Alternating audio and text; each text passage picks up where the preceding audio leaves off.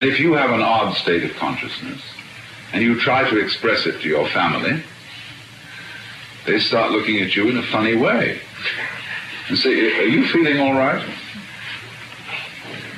And that's a terrible thing to say to anyone.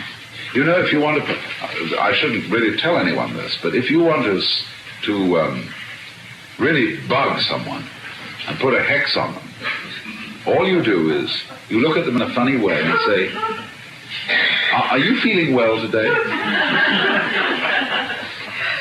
And he says, "Yes, I'm feeling fine." "Oh, I just thought you were a bit pale." And soon the person will begin feeling all kinds of squeamishness. And it's much worse when you question a person's state of mind, because it's very easy to test a bodily state. You can take your temperature, pulse, have a urinalysis or something, and the doctor says, "There's nothing the matter with you. Sounds a stethoscope on your lungs. You're all right." But when it comes to your mind, everything's very vague. You can get into the most weird, Kafkaesque situations about whether you're sane or not. The moment you're challenged to prove that you're sane, you're on your guard. And immediately the psychiatrist says, "Why are you so defensive?" Psychiatry is completely diabolical. There's almost, the more I see of it, the less I think there's any good to be said for it. It is a way of bugging people. If you arrive for your appointment early, you're defined as anxious. If you arrive late, you're defined as hostile. If you're happy, you're euphoric. If you're not happy, you're melancholic. If you're afraid of something, you're paranoid. Every conceivable way is devised of putting the patient down. And when you're admitted to a mental hospital, you may know all this, but you ought to know the law about these things, how it stands. You can be so easily put in a mental hospital, although the only salvation is that the mental hospitals in California today are so crowded and so understaffed that they're not wishing to admit anyone. And you really have to be in a state of a screaming genius to get in, or somebody has to dislike you very much.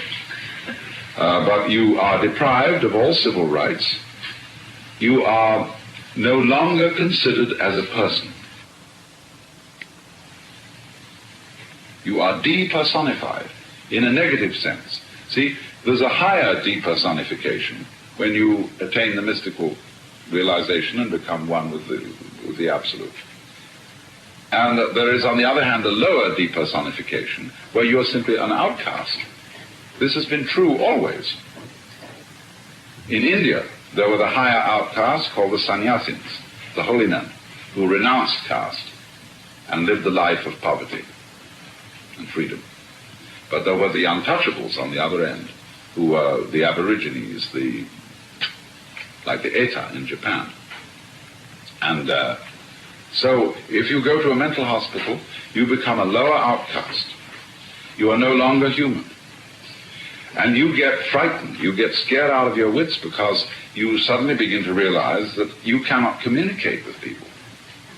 Because they look at you in a funny way about everything you say. Say, "I wonder what he meant by that." And you get real scared.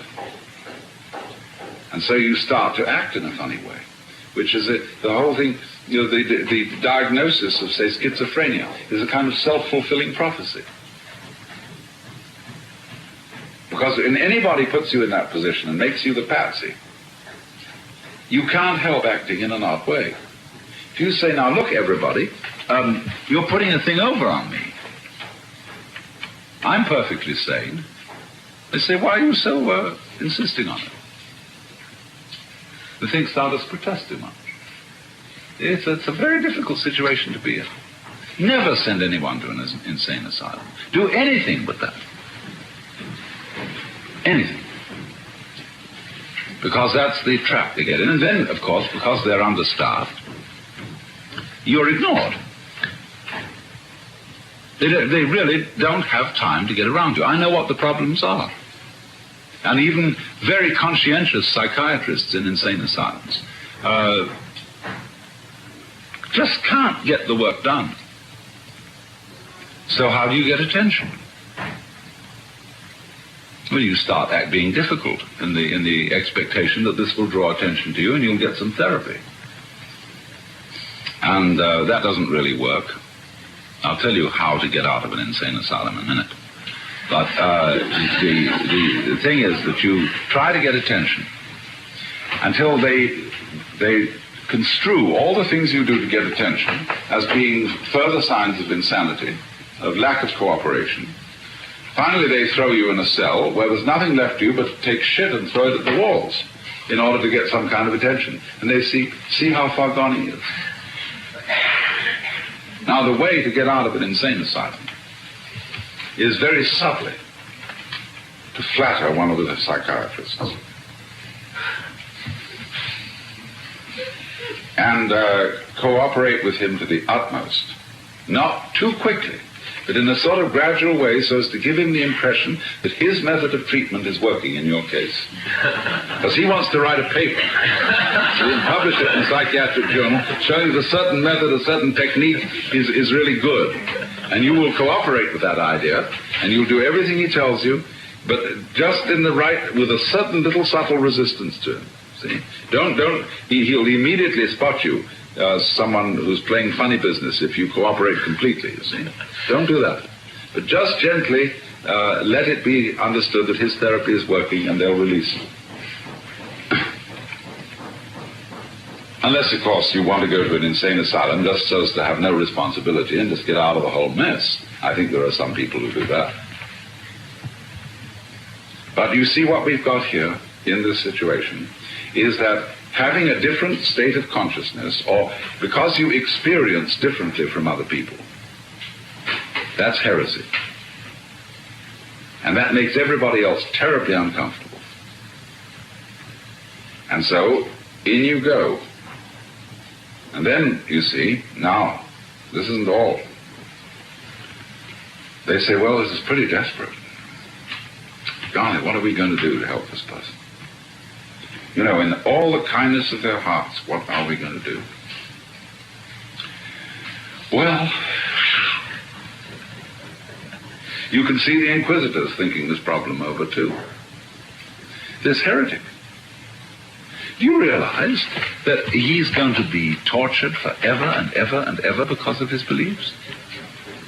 And they're infectious, they spread, they go to other people who will be tortured in hell forever and ever and ever because of what they believe? What are we going to do? We'll reason with them and they don't respond to reason. Well, let's apply a thumbscrew or something, you know, and let's see if that will just make the difference. No? This very stubborn patient. Well, it's a last resort, but we could burn them. Because they might, under the torture of being burned, repent, and therefore escape everlasting damnation. And they did it with the kindest motivation, burned up the heretics. So in the same way, in a modern mental hospital, they say, well, we'll try shock treatment. And you know, nothing is more unbelievably clumsy. It works occasionally because the patient realizes that he'd better get out at all costs. But by and large, it doesn't. And it is a form of torture. And if that doesn't work, well, they say the only thing is to scrape out the front part of his brain. And you know, they put an ice pick through alongside the eyeball and get it into the front part of the brain, and they stir it up. It's called a prefrontal lobotomy. And then the person is a happy moron for the rest of his life. But it's the same situation all over again. And we have above all to watch out in this country for this kind of psychiatric fascism. Very, very dangerous. And the problem about the political problem today is that the right wing in this country is very mixed up. They're very opposed to official mental health programs and all that kind of thing. They have some good reasons for it.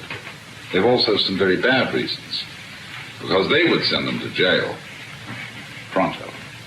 The right wing are also have a lot of opposition to taxation and centralized government, which is a kind of beginning of anarchism. But they don't mean that. They mean, let's have centralized government against the people we don't like. Leave us alone. Tax everybody else, but not us. Wisdom of insecurity for others.